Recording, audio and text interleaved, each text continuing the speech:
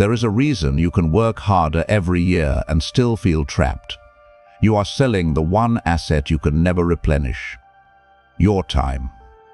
And the world is perfectly willing to let a disciplined man spend 40 years becoming more efficient at enriching a system he does not own. That is the trap.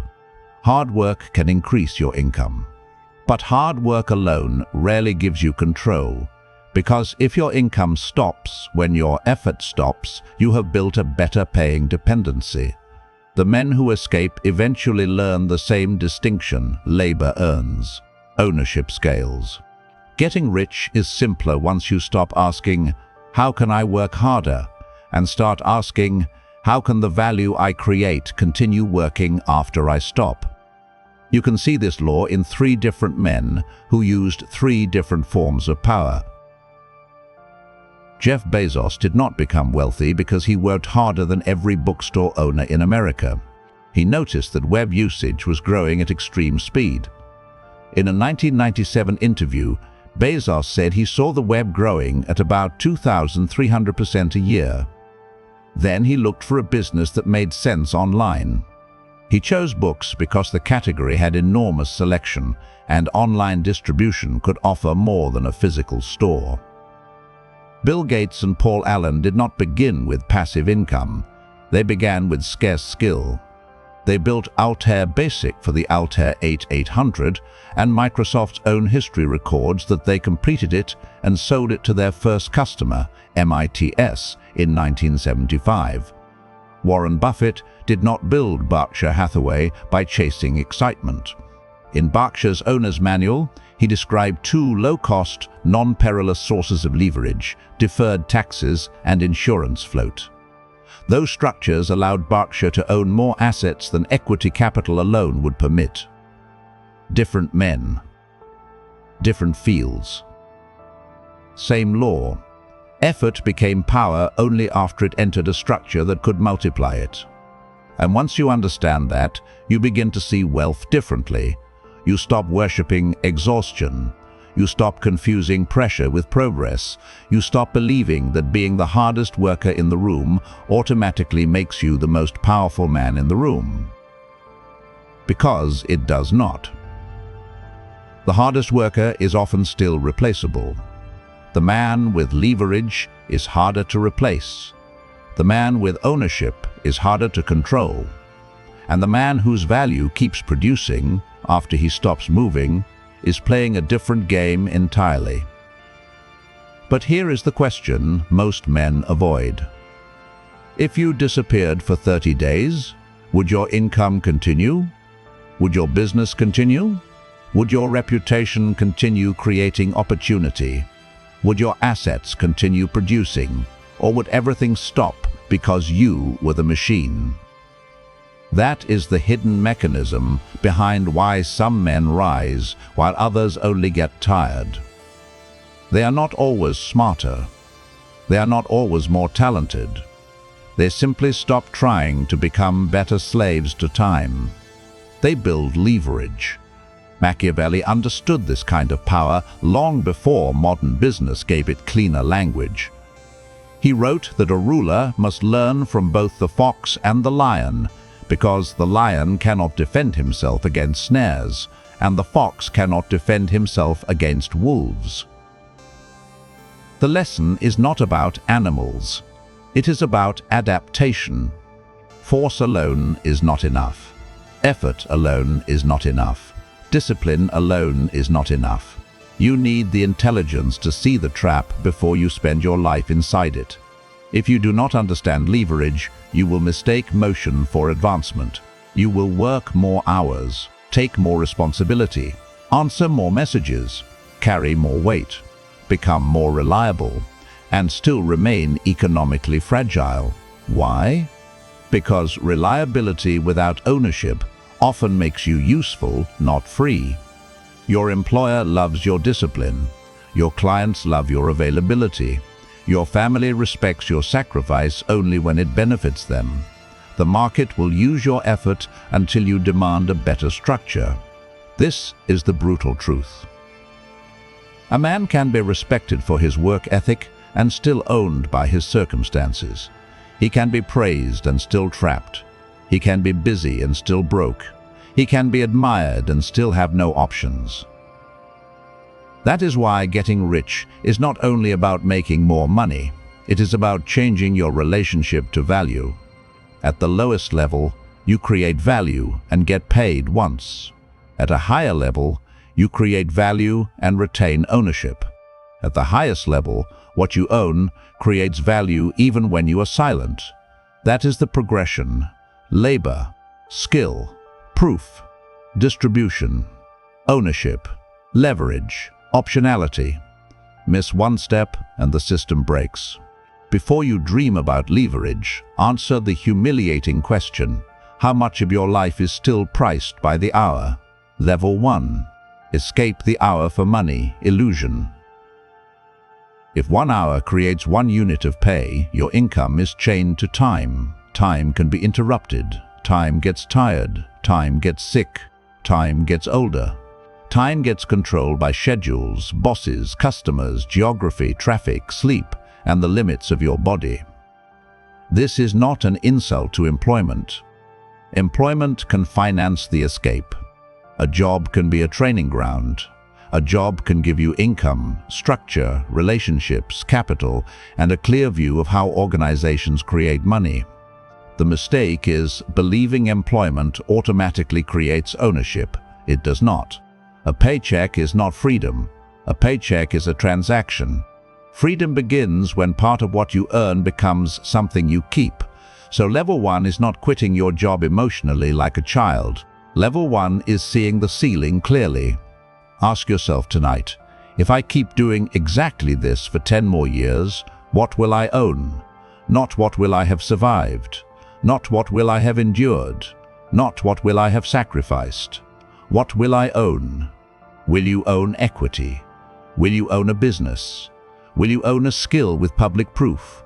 Will you own an audience? Will you own a product? Will you own assets? Will you own reputation strong enough to create opportunity without begging? Or will you own only experience, exhaustion, and a better story about why you are tired? That question is painful because it removes the dignity of vague effort. Most men hide behind being busy because busyness feels morally safe. If you are busy, you can tell yourself you are trying. If you are tired, you can tell yourself you are serious. If you are sacrificing, you can tell yourself you deserve more. But the market does not pay for your private suffering. It pays for visible value. It pays for scarce outcomes. It pays for proof. It pays for ownership. And if your effort creates no durable claim, then every day resets the game against you. You wake up and sell the same life again. You sell the same hours again. You sell the same energy again. You sell the same obedience again. Then you wonder why your discipline does not feel like freedom. Because discipline without direction can become a more respectable form of captivity. The first level of leverage is not making money while you sleep. The first level is seeing that you are still selling the only thing death is already taking from you: your time. This is where most men become defensive. They say, "I have responsibilities." Good. So do serious men. They say, "I cannot just leave." Good. Do not leave stupidly. They say, "I need income." Good. Use income as fuel. The strategic man does not romanticize escape. He engineers it. He takes the paycheck, but he does not worship the paycheck. He uses employment to fund skill. He uses skill to build proof. He uses proof to gain distribution. He uses distribution to create opportunity. He uses opportunity to acquire ownership. Then ownership begins to separate income from exhaustion. That is the difference between a worker and a strategist. A worker asks, "How do I get through this week?" A strategist asks, "What must this week become evidence for?" A worker asks, "How do I survive the pressure?" A strategist asks, "How do I convert this pressure into a stronger position?" A worker waits to be rewarded. A strategist builds the conditions that make reward unavoidable. This is where pride must become useful. Not pride that makes you delusional, not pride that makes you reject feedback, not pride that makes you perform confidence while your bank account whispers the truth. Useful pride. The kind that says, I refuse to spend my strongest years becoming efficient at dependency. I refuse to let my value die every evening. I refuse to become the man people praise because he is easy to use. That pride is not arrogance. It is self-preservation. If you are the right viewer, stop false progress. You already know the truth. Being tired is not the same as building power. The real problem is that your effort may be disappearing without becoming proof, ownership, or leverage. If you stay there, you may become a disciplined man with no escape structure. On Patreon, I go deeper into the private frameworks behind proof, positioning, discipline, funnels, leverage, and self-command. It is not for men who want comfort. It is for men who are ready to turn hidden effort into visible power. The decision is yours. Level 2. Build scarce skill before seeking passive income. This is where most men lie to themselves. They want passive income because active competence exposes them. They want money while they sleep before they can create value while awake. They want leverage before they have earned the right to be multiplied. No, your first leverage is not money. Your first leverage is competence. A man with no skill, no capital, no audience, and no proof should not obsess over passive income. He should obsess over becoming dangerous at one valuable thing: software, sales, copywriting, design, engineering, operations, content, analytics, specialized trades. The category matters less than the mechanism. Can this skill solve a painful problem? Can people pay for the result? Can your proof be measured? Can the skill become portable? Can it grow beyond one employer? Can it improve your bargaining power? Can it eventually connect to ownership? If yes, you are not merely learning. You are building economic weaponry. The internet has poisoned weak men with premature dreams. They see someone selling digital products, building a channel, buying assets, investing capital, hiring teams, and collecting revenue after the work is done. Then they want the result without the sequence. They want ownership before proof. They want proof before skill. They want audience before usefulness. They want leverage before value. That is not ambition. That is avoidance wearing the costume of strategy. Look at Gates and Allen again. Their first move was not lifestyle. Their first move was not image. Their first move was not asking the world to believe in their potential. They built something. Altair Basic was not a motivational quote. It was a functioning product for a machine most people did not yet understand. That is proof. That is the point where private intelligence becomes public evidence. And public evidence changes how the world treats you. This matters deeply if you are unsupported, because nobody is coming to certify you. No family member is going to understand the road before the results appear. No friend is obligated to take your ambition seriously. No employer is going to reward potential that cannot be measured. No market is going to pay for the man you imagine yourself to be. The market pays for what you can do, prove, package, and repeat. So stop asking, what passive income should I start? Ask a colder question. What painful outcome can I become capable of producing so well that people would lose something by ignoring me? That question changes everything, because it forces you out of fantasy and into proof. A man who says, I want to be rich, is easy to ignore. A man who says, I can bring customers, is harder to ignore. A man who says, I can write copy that converts attention into revenue, is harder to ignore. A man who says, I can build software that removes labor from a process, is harder to ignore. A man who says, I can design systems that save time, reduce errors, and increase profit is harder to ignore. A man who says, "Here is the evidence," becomes expensive to dismiss. That is the first real escape. Not motivation, not manifestation, not another saved video you never apply. Skill, proof, evidence. The world does not reward your private identity. It rewards public proof. Level 3. Increase value per unit of time. Working longer is the poor man's first instinct. Producing a more valuable outcome is the strategist's first move. Most men respond to financial pressure by asking, "How can I work more? More hours, more shifts, more clients, more tasks, more output, more exhaustion." Sometimes that is necessary.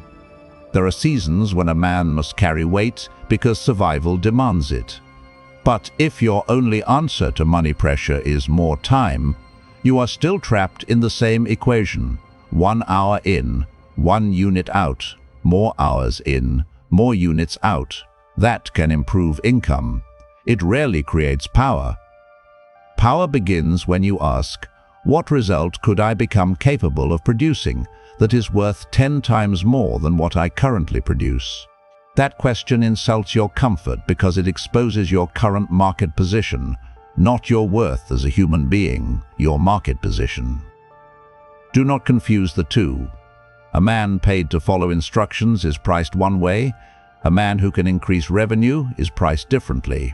A man who can reduce risk is priced differently. A man who can build systems is priced differently. A man who can attract attention is priced differently. A man who can bring customers, capital, trust, or strategic clarity is priced differently. The market does not pay equally for all effort. It pays for outcomes. Your pride may hate that. Good. Let it sharpen you. If you are earning low-value compensation, do not only ask who is exploiting you. Ask what outcome you have made yourself capable of producing. Ask whether that outcome is scarce. Ask whether it is visible. Ask whether it is attached to money.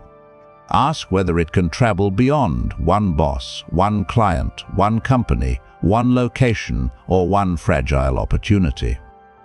Because if your value exists only inside one room, controlled by people who can replace you, then your value is not yet leverage. It is dependency with a better title.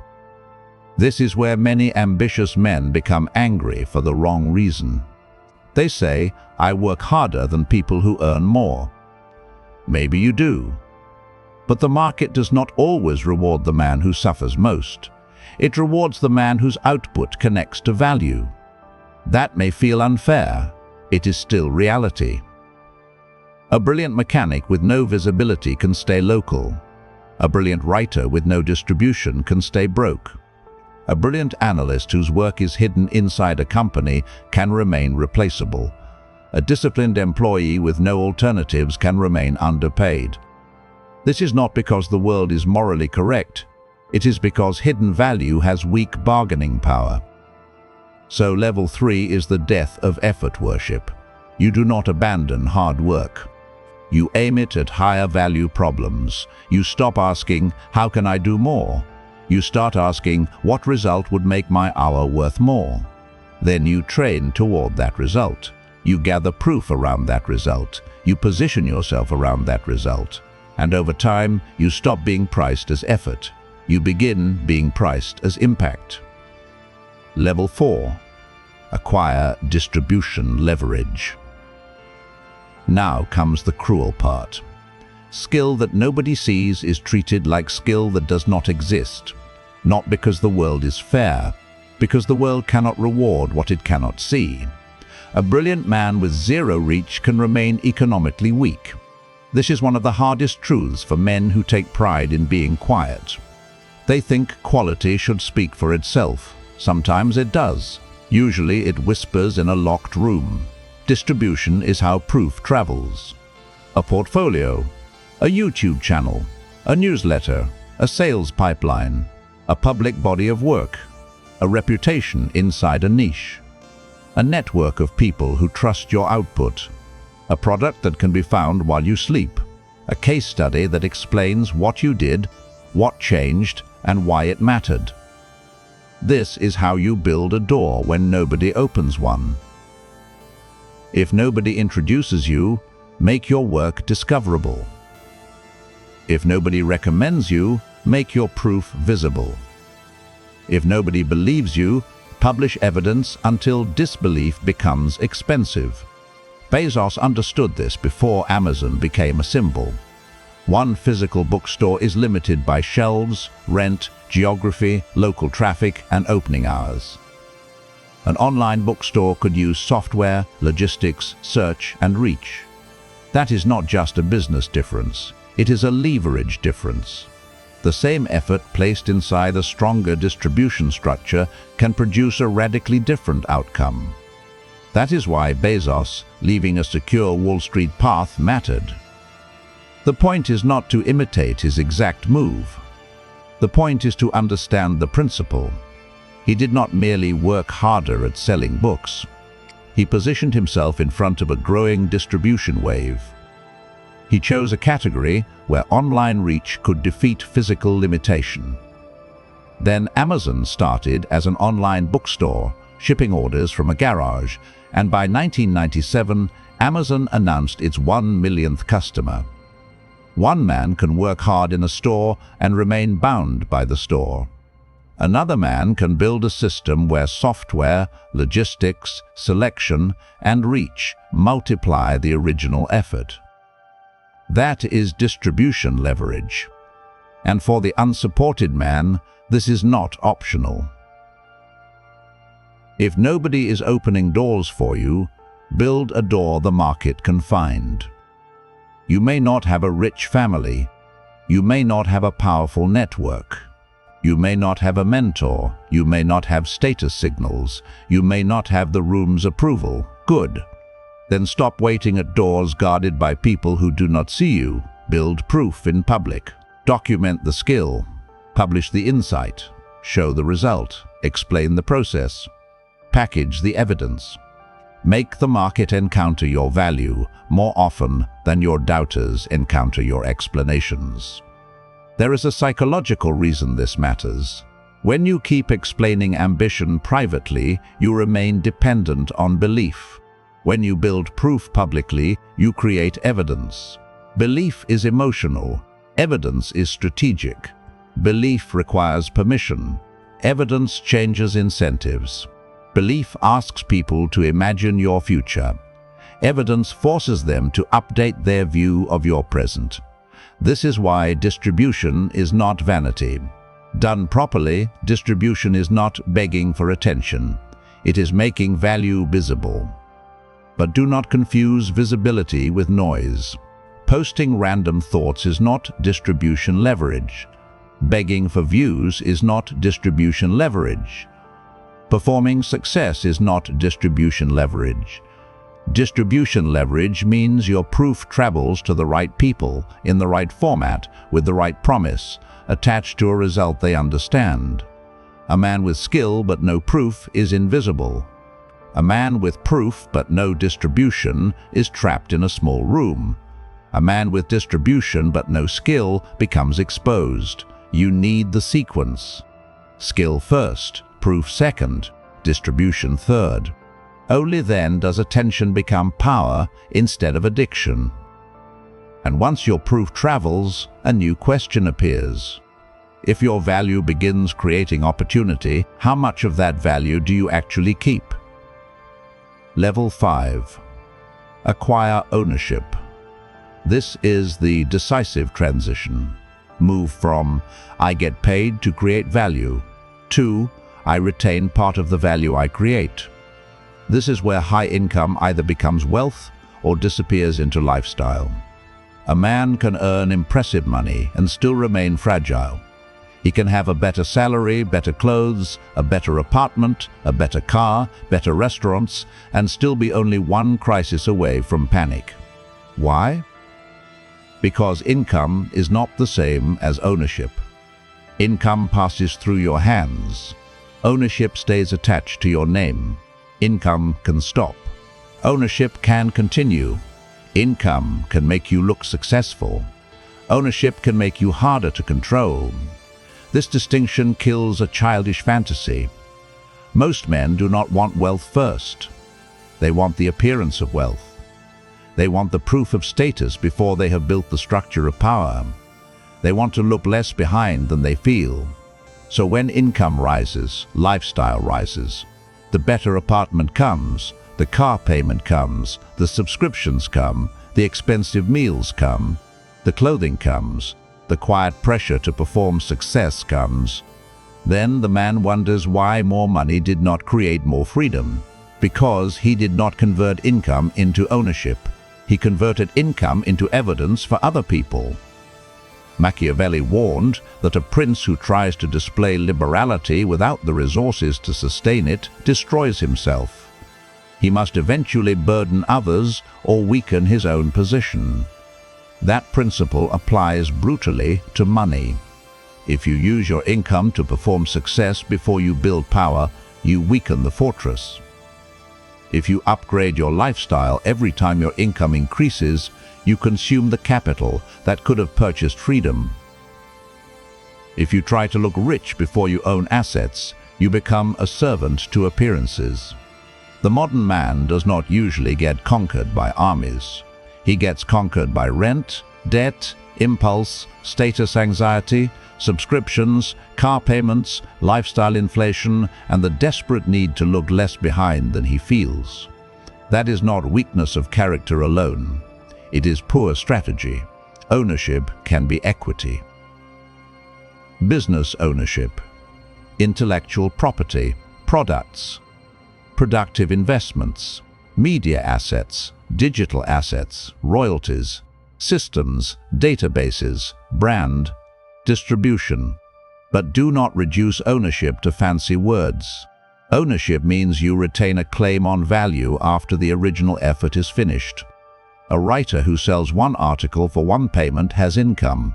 A writer who owns a book, a newsletter, a course, a licensing agreement, or a media asset begins moving toward ownership. A designer who is paid once for a project has income. A designer who builds templates, intellectual property, a brand, a productized service, or equity in a company begins moving toward ownership. A salesperson who earns commission has income. A salesperson who builds a customer base, a reputation, a pipeline, a sales system, or equity in the company begins moving toward ownership. A skilled tradesman who works job after job has income. A skilled tradesman who builds a team, a local reputation, a process, a brand, equipment, and repeat customers begins moving toward ownership. The mechanism is simple.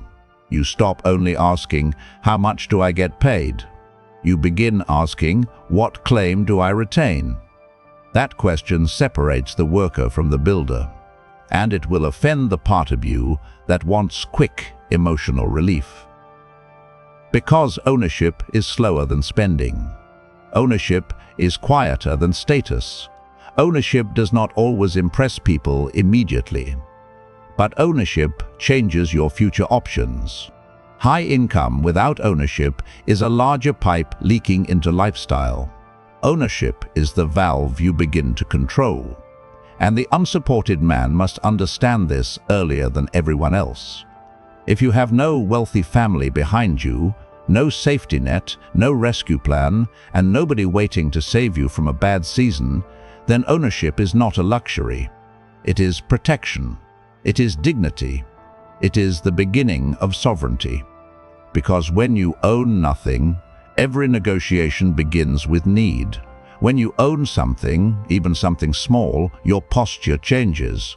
You are not begging from emptiness. You are building from a base.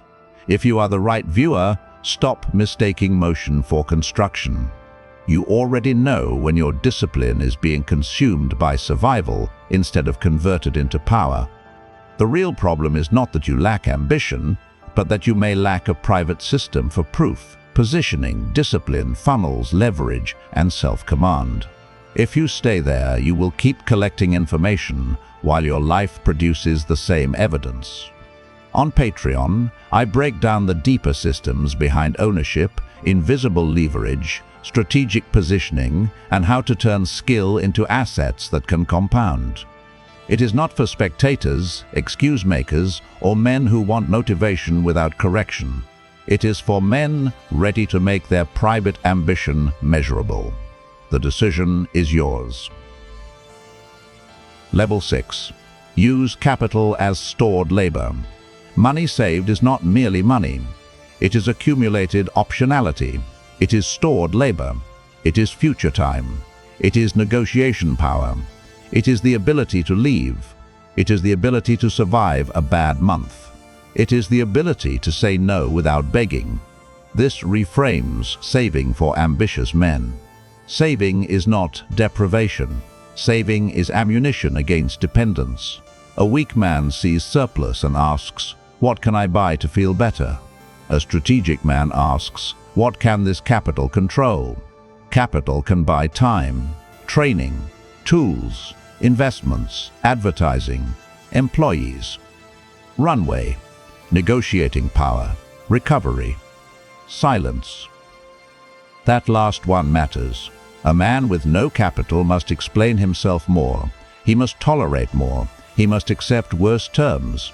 He must remain polite in rooms that drain him because one wrong move can threaten survival.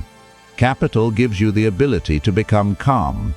Not because you are spiritually superior, because you are less desperate. Desperation has a smell. Employers smell it, clients smell it, partners smell it, markets smell it. Even family can sense it when your decisions still require their approval because your finances have no spine. A man with no runway cannot negotiate like a free man. He negotiates like a hostage. He may speak about ambition, power, and independence, but if one missed payment can destroy him, reality owns the final vote. This is why capital is psychological armor, not because money makes you valuable as a person, but because money creates space between pressure and reaction. A man with capital can think. A man without capital often reacts. A man with capital can reject bad terms. A man without capital convinces himself bad terms are temporary. A man with capital can wait for the right move. A man without capital calls every urgent opportunity a blessing. And this is where discipline becomes real. Not discipline as an aesthetic. Not discipline as a quote. Not discipline as a morning routine performed for identity. Financial discipline. The discipline to let money remain unspent. The discipline to delay appearance. The discipline to let your current status look smaller while your real position becomes stronger. The discipline to buy tools before toys. The discipline to buy freedom before applause. The discipline to build a runway before a lifestyle. Machiavelli would understand this because power always depends on reserves. A ruler without reserves becomes dependent on fortune, allies, creditors, and public mood. A man without reserves becomes dependent on bosses, clients, banks, relatives, and circumstances. Dependence narrows behavior. Optionality expands behavior. That is why Buffett matters here. Berkshire Hathaway did not become powerful because Buffett chased every exciting opportunity. He built a structure that could survive, hold productive assets, and use low-cost, non-perilous forms of leverage. Deferred taxes. Insurance float. Those are not glamorous phrases, but power is often hidden inside boring structures. The immature man wants dramatic upside. The strategic man wants repeatable advantage. The immature man wants to feel rich. The strategic man wants to stay in the game long enough for compounding to reveal him. That is why capital must be respected. Money is not just spending power. It is decision power. It is distance from humiliation. It is protection against impulsive obedience. It is the foundation that lets your skill, proof, ownership, and leverage survive pressure. But capital without judgment becomes danger. And that leads to the next level. Level 7. Protect against ruin. This is where immature men misunderstand ruthlessness. They think power means taking reckless risks. Wrong. Real power is not maximizing upside at any cost. Real power is remaining alive long enough to exploit opportunity repeatedly. Leverage without survival becomes gambling. Confidence without risk control becomes vanity. Ambition without protection becomes self-destruction with better language. Machiavelli's teaching on fortune is useful here. He argued that men succeed or fail partly by whether their methods fit the times.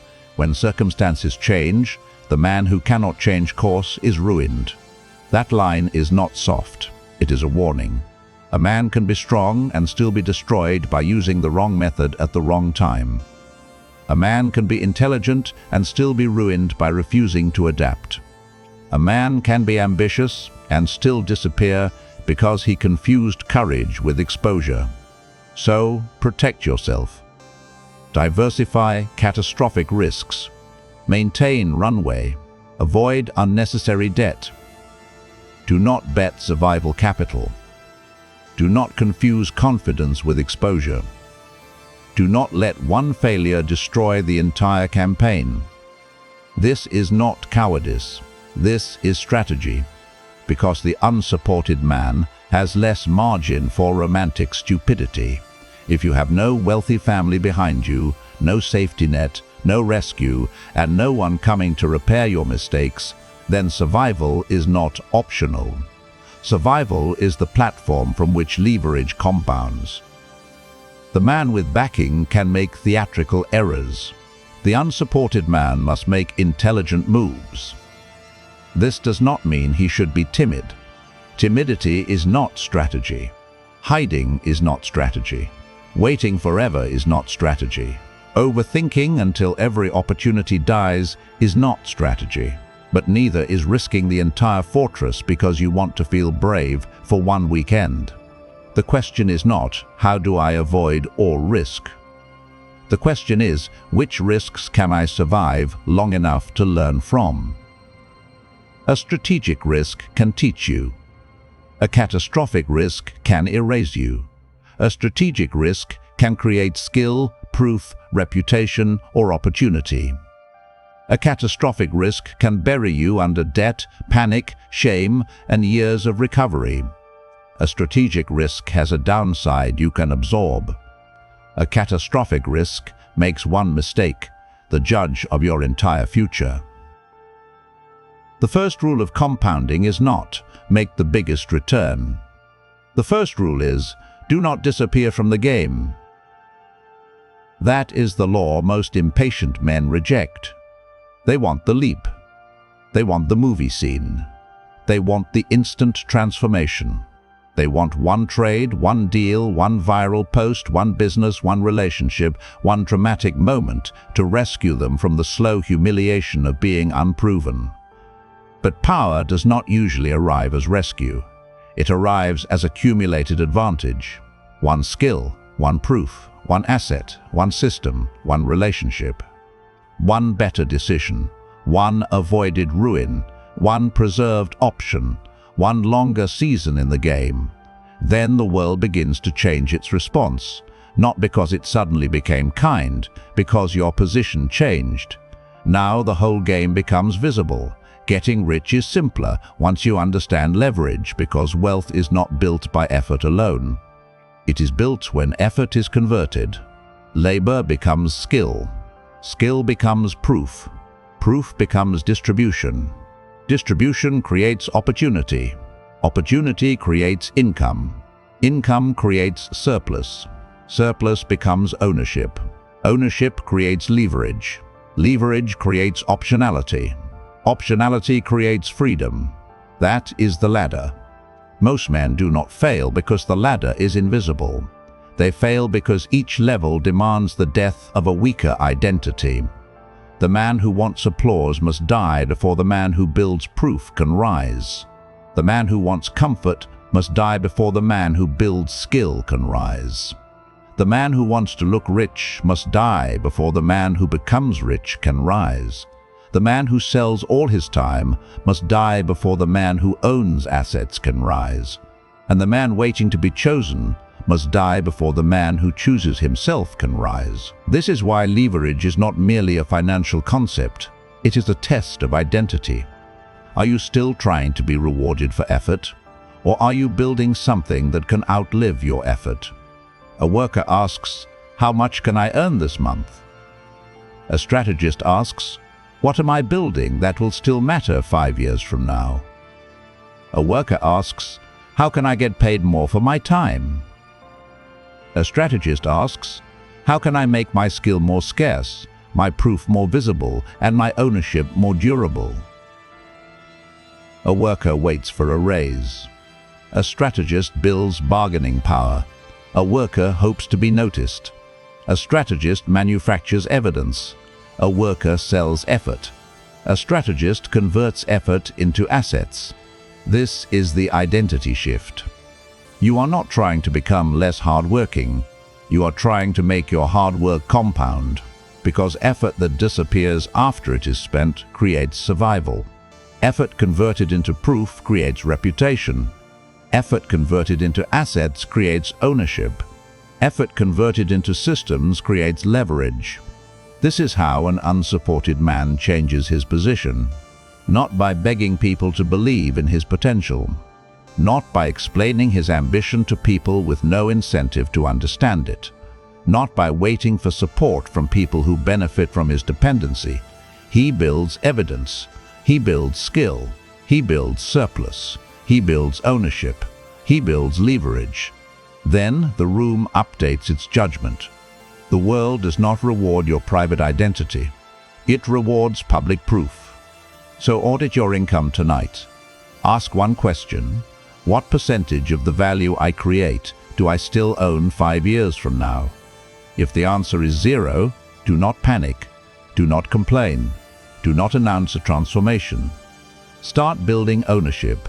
One skill, one proof, one asset, one system, one piece of leverage.